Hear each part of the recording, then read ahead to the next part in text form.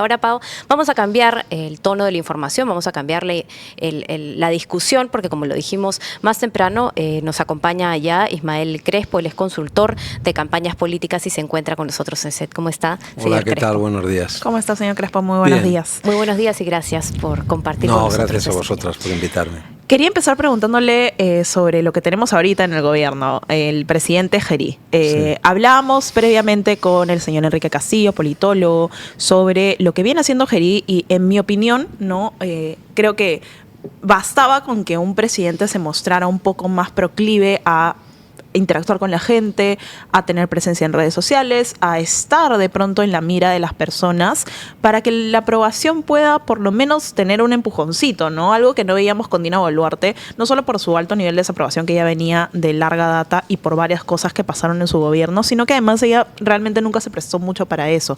¿Cómo califica usted hasta ahora, al menos a nivel comunicacional, lo que viene haciendo el presidente Gerí? Bueno, buenos días. Es un cambio de imagen importante, primero porque es un presidente joven, es un presidente que de repente se pone unos jeans, es un presidente que comunica directamente con la ciudadanía y evidentemente en vísperas prácticamente de que 2,5 millones de electores peruanos vengan por primera vez a una votación y que el país como tal es un país joven, pues evidentemente ha tomado una dinámica, también esta comunicación a través de redes sociales que mejora enormemente frente sobre todo al caso de Dina Boluarte, que era una presidenta pues evidentemente con muy poca capacidad de comunicación. Entonces yo creo que en términos de comunicación sí, ha refrescado el ambiente y yo creo que también ha apaciguado en cierta forma los ánimos. En la crispación pero política. ¿Qué tanto digamos, ese nivel comunicacional se puede sostener de acá hasta que efectivamente se termine su presidencia versus las acciones, ¿no? Y lo que pasa es que su presidencia está prácticamente muerta a partir de dentro de un mes. O sea, estamos llegando al periodo de vacaciones, después de vacaciones se activa la campaña, vamos a tener campaña electoral continuante, o sea, el presidente va a pasar a ser una figura de segundo plano. Claro. Y a ver si no le tensiona mucho el legislativo. O sea, si el legislativo no le tensiona mucho, pues pasará a ser una figura de segundo plano. El legislativo también va a estar en otro. Claro, va a estar en otra cosa, va a estar ¿no? preparando su campaña también. Entonces, bueno, pues sí, porque además se abre el tema del Senado, o sea, se abren otras arenas donde luchar, ¿no? Donde competir. Entonces, bueno, yo creo que el presidente, a mí me parece que el mayor valor que puede tener hoy, tal como lo vemos desde el mundo, es que viene de un sistema enormemente crispado, con una presidenta con una fuerte contestación popular. Ya hemos visto esto en otras veces en Perú, a veces incluso ha llevado a fenómenos de violencia política. Entonces, bueno, pues vamos, yo creo, a un escenario de que esa arena por lo menos se tranquilice, con lo cual yo creo que está bien, pero no creo que tenga. Yo creo que su lógica sería básicamente hacer las cosas razonablemente bien, porque es una persona muy joven que puede tener carrera política posterior, pero no en este momento, no creo que ese sea su elemento, sino de alguna forma sembrar para el futuro. Señor Crespo, y el señor Enrique Castillo más temprano nos decía que no veía un nexo entre el presidente Gerí y Somos Perú, que es el partido por el cual fue elegido. Y tiene además Somos Perú un candidato presidencial que no es el señor Gerí, evidentemente es el señor George Forsyth. ¿Ve usted cómo cree el señor bueno, ahí va a ser difícil jugar un poco la doble labor, ¿no? Venir ser presidente viniendo de una bancada parlamentaria, pero yo creo realmente que la campaña electoral va a discurrir al margen de quién es presidente y quién son legisladores. Como decía tu compañero, yo creo que llega un momento ahora, en un mes y medio se para, hay 4 meses, cuando además esto acabe, como acabe, el presidente ya tiene una labor prácticamente de salida y de traspaso de O sea que de poderes. aquí a prácticamente ahorita, diciembre, enero, la historia de Gerí va a pasar a un segundo plano y quizá es más la construcción de capital propio que él está haciendo, ¿no? Yo creo que sí. Y bueno, y esa ventaja que hemos dicho. Bueno, aquí ya hemos tenido en Perú otros gobiernos de transición, bueno, con ese nombre, ¿no? Sí. Que desde el punto de vista de ciencia política no son de transición. Pero en el caso de el último que hemos tenido tan corto ha sido el de Sagasti, por ejemplo, que sí cumplió el periodo que consideramos de transición, ¿no? De alguna manera. O sea, dejar todo más o menos ordenado para que entre el siguiente presidente. Sí. Y bajar los ánimos, bajar un poco la crispación, y yo creo en ese sentido pues está cumpliendo esa labor, ¿no? Va a ser, señor Crespo, una campaña sumamente polarizante. Usted brindó una entrevista al Comercio a inicios de año y dijo que el que se quedara en el centro iba a ser comido por la polarización de la izquierda y la derecha. ¿Se mantiene en esa...? Sí, me mantengo. Aquí hay que ver dos cosas. Primero, en Perú normalmente las campañas son muy tardías. O sea, tradicionalmente una cosa es cómo se sitúa la gente en el escenario y otra cosa es lo que luego pasa, ¿no? En febrero más o menos. Sí, más o menos, sí, incluso más, yo diría. O sea, hemos tenido ejemplos de propio Llante Humala, bueno, Alan García, o sea, movimientos de última hora.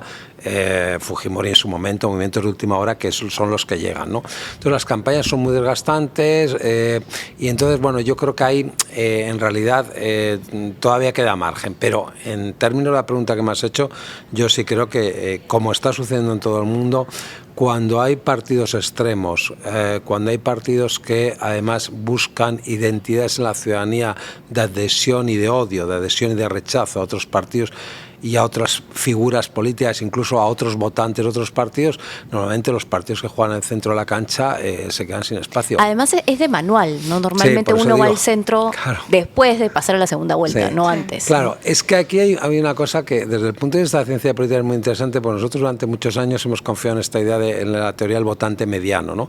Es decir, los partidos se giran hacia el centro porque como es donde hay más masa de votantes, pues entonces lo que adaptan son sus programas. Yo tengo un programa más extremo, me giro un poco del centro, capto más votantes. Pero eso ha saltado por los aires, absolutamente. ¿Por qué? Porque las brechas políticas han hecho que entre en marcha otro concepto que se llama polarización afectiva, donde la gente se adhesiona o rechaza de forma muy intensa afectivamente. Y entonces lo que se hace en el medio es una brecha muy profunda.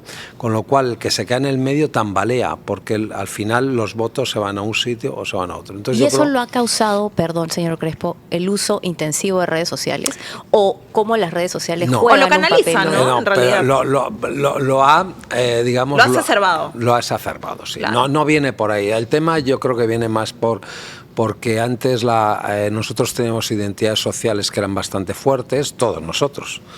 Identidades de identidad de género, identidad de clase social, etcétera, y con el tiempo la identidad política se ha convertido en parte también de una identidad, ¿no? Entonces esa identidad se convierte en un elemento fuerte de redefinición de a qué tribu pertenezco y de diferencia con el resto de las tribus, ¿no?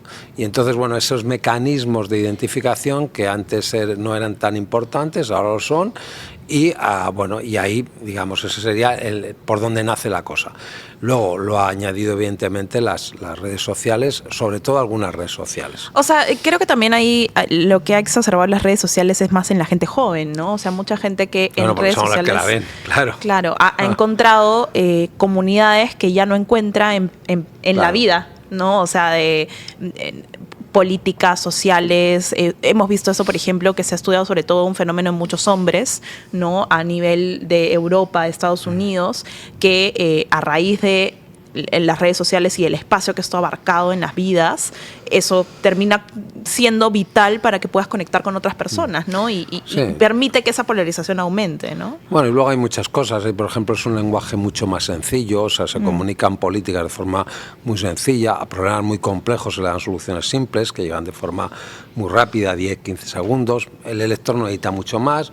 Capto 3 o 4 ideas. Bueno, eso es polarizante. Claro, bueno, es así. Simplificar cosas complicadas. Bueno, y los algoritmos lo saben, por eso los algoritmos trabajan bajo esa lógica, ¿no? La lógica de ese tipo de mensajes, ¿no? Si tú y yo ponemos un mensaje de gatitos, pues seguramente no tendremos mucho movimiento, claro, es así.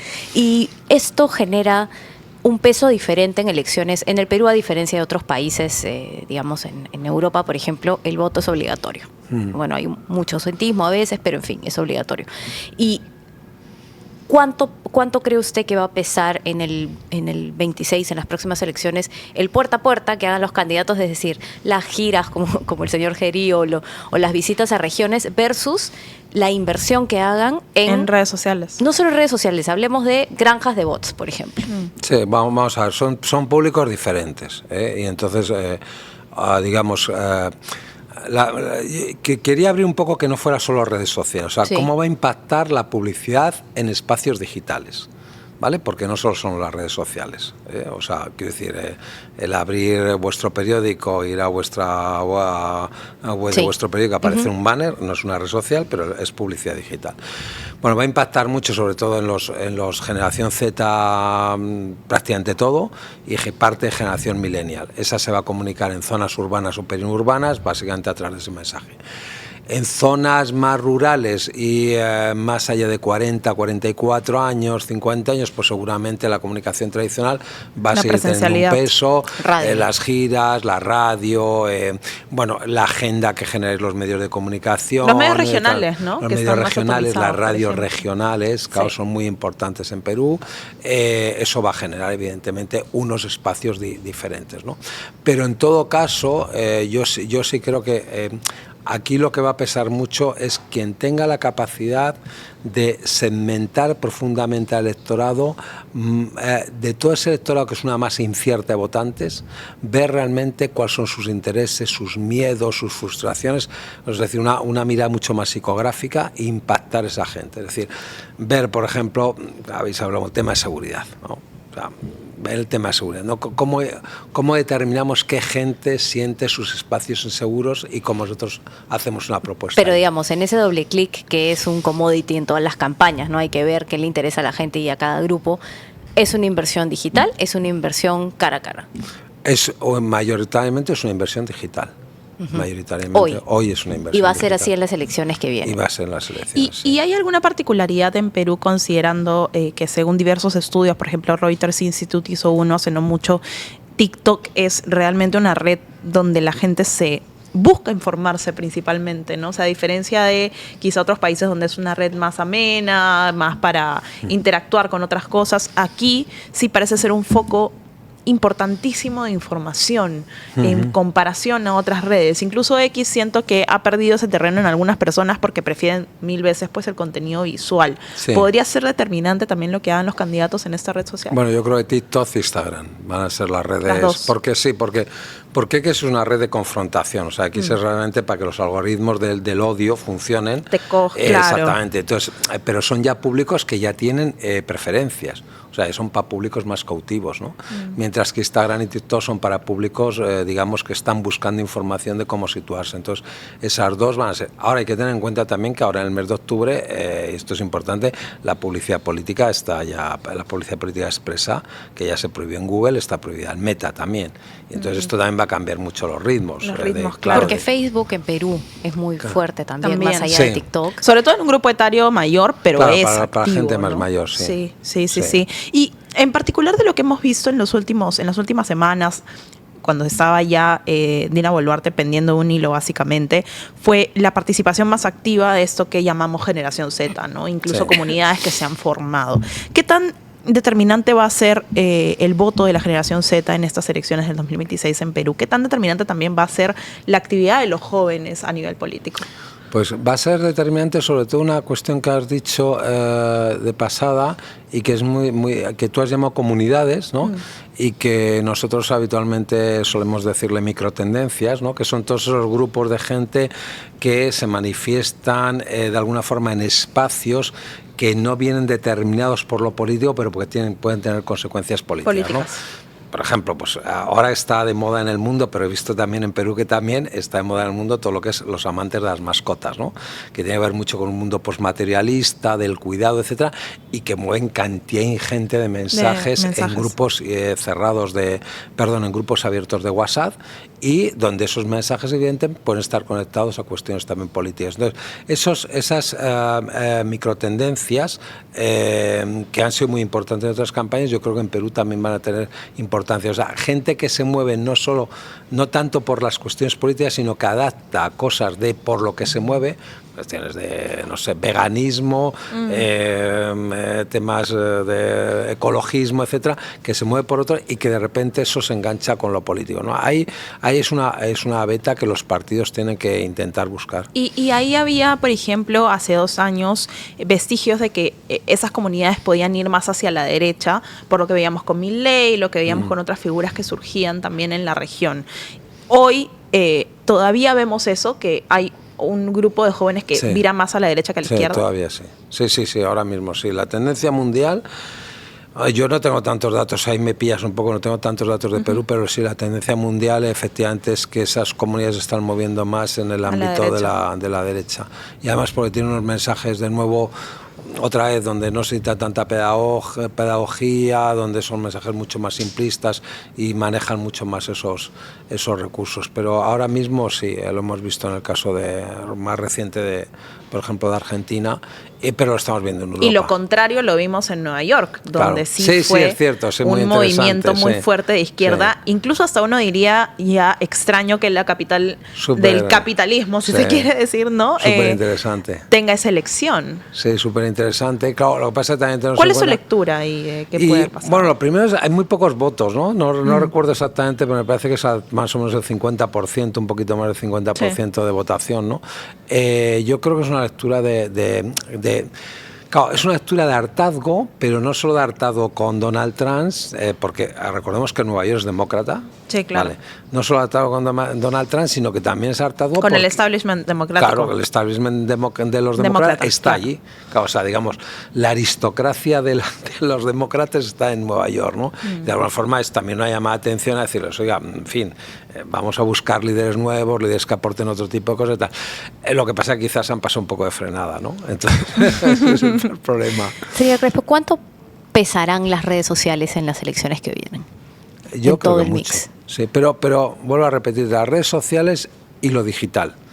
Claro, o sea, yo querría añadir lo digital. Sí, porque cuando me dice redes sociales... Pero, a ver, cuando uno ve publicidad, franja electoral, o abre el periódico y hay publicidad electoral, entiendo a lo que se refiere, pero igual las redes sociales son un canal... Sí, pero YouTube, por ejemplo. Claro, YouTube no es una red social, pero es una plataforma digital. Sí, correcto. Entonces, YouTube me parece que juega también un papel importante. Me refiero, claro, salir de lo tradicional, digamos, y mirar todo lo que es digital. Claro, yo diría todo lo digital. Sobre todo, mi pregunta específica es sobre redes sociales. Facebook, TikTok, Instagram. Ya te digo, yo creo que van a jugar un papel muy importante. ¿Sobrepasando lo tradicional o no todavía? No, todavía no. O sea, vamos a ver, la reina de las campañas, incluso en aquellos países donde hay muchas redes sociales, la reina de las campañas sigue siendo la televisión. Esa es la reina de las campañas. ¿Sigue siendo? Sí, siempre ha sido la televisión y sigue siendo la televisión. Porque cuando llega a los últimos momentos, la televisión es la que activa más, porque hace algo que no puede hacer otros, que es imagen. Y entonces es una imagen muy masiva. En redes sociales la mayoría de la gente ya está anclada, ¿no? O sea, una vez que te engancha ya te quedas más o menos anclado. La televisión es la que en los últimos días de campaña puede llegar a espectadores que realmente se acaban de enterar en ese momento de que hay elecciones. Porque pasaban por ahí y decían, pues resulta que hay elecciones. Porque tampoco están expuestos en redes sociales por sus algoritmos, por ejemplo. O sea, hay un montón de gente que por sus algoritmos no va a ver necesariamente cosas entonces de candidatos, ¿no? Ahí la televisión yo creo que sigue siendo la reina. Ahora, hay que invertir en redes sociales y sobre todo hay que intentar entender cómo invertir en redes sociales. Claro, porque aquí viene la otra parte, ¿no? Que es las redes sociales como si fuera una newsletter o las redes sociales como con un mensaje alternativo al mensaje tradicional. Porque muchos partidos lo que hacen básicamente es que lo que yo cuento en la radio, que lo cuento en la televisión... Yo creo, acá bailan, cantan. Claro. Más allá de los mensajes, bien, pero está bien, sí, pero yo lo hacen, no pasa nada, está bien. Tiene que hacerse, está bien, ¿no? Vamos, está bien si tu público, que decir, tú tienes un público ilustrado, no sé qué tal, y resulta tu candidato se pone a cantar, pues estás perdiendo votos, está claro. Ahora si tú tienes un público más popular, pues bueno, estas cosas que a lo mejor a nosotros lo vemos y nos chocan, bueno, nos vemos y nos chocan, pero nosotros no somos quien tenemos que decidir. Al final lo que decidimos con eso. La gente que lo hace bien, bueno, con grupos de discusión y demás, pues ve si está funcionando, ve qué retorno tiene, engagement y demás. ¿Y para captar más o para fortalecer la base que ya existe? Y ahora mismo se está utilizando las dos estrategias, o sea, depende de qué es lo que necesites. Claro, si tú vienes ahora mismo para un montón de líderes de los que están en Perú con un 1%, un 2% de intención de voto, pues van a ampliar base de voto, está claro. Para aquellos que tengan un poquito más de voto, pues seguramente parte de su estrategia será el mantenimiento, ¿no? Claro. Pero en general las redes sociales es para ampliar comunidad, o sea, habitualmente se utiliza para ampliar comunidad. Señor Crespo, quisiera recoger sus opiniones sobre algunos de los ya candidatos que estamos viendo Acabo de aterrizar esta mañana, hace unas horas, ¿eh?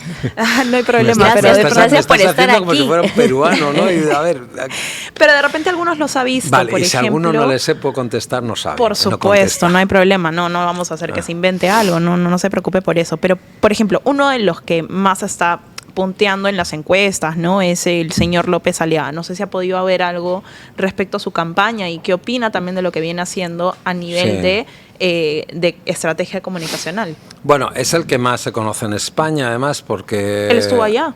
Sí, bueno, y además la presidenta de la Comunidad de Madrid, que en España es una figura bastante relevante, estuvo aquí, se fotografió con él, etcétera, etcétera, y bueno, en España llevó bastante eso. Bueno, es el candidato típicamente populista, de representación de extrema derecha, y que va a jugar su papel en este marco en este marco internacional, mundial, que se llama orden y seguridad, ¿no? Entonces, bueno, ahí hay un espacio desde el punto de vista ideológico, hay un espacio desde el punto de vista político y hay un espacio desde el punto de vista comunicacional. Ajá. Porque es relativamente sencillo comunicar con esos frames, ¿no? Claro. Entonces, bueno, yo creo que es el que está haciendo la campaña, digamos, más... el que ha cometido menos incoherencia, le hace la campaña más adaptada a lo que se espera que sea su campaña. Y en el caso de la señora Keiko Fujimori, quien ya es carta conocida en Perú, sí. ¿qué opina de...? Está haciendo un poco como las últimas campañas, ¿no? Keiko yo creo siempre se reserva, ¿no? Y está un poco como a la expectativa. Manteniéndose al margen por ahora. Claro, digamos, ella hace una política menos limeña en ese sentido. Claro, es una política que siempre ha sido mucho más de provincias, ¿no? O sea, de mantener las bases de provincia y tal. Viajar. Y atacar, exactamente, y atacar Lima en el último momento, ya cuando está la campaña encima. Pero ahí ha montado sus bases, o sea, parte de su electorado son esas bases que ha ido montando en sus viajes por las provincias. De acuerdo. Sí, señor Crespo, queremos agradecerle, como usted ha dicho, acaba de aterrizar y está aquí con nosotros. Sí. Muchas gracias por haber venido y gracias por compartir su reflexión. Gracias a vosotras.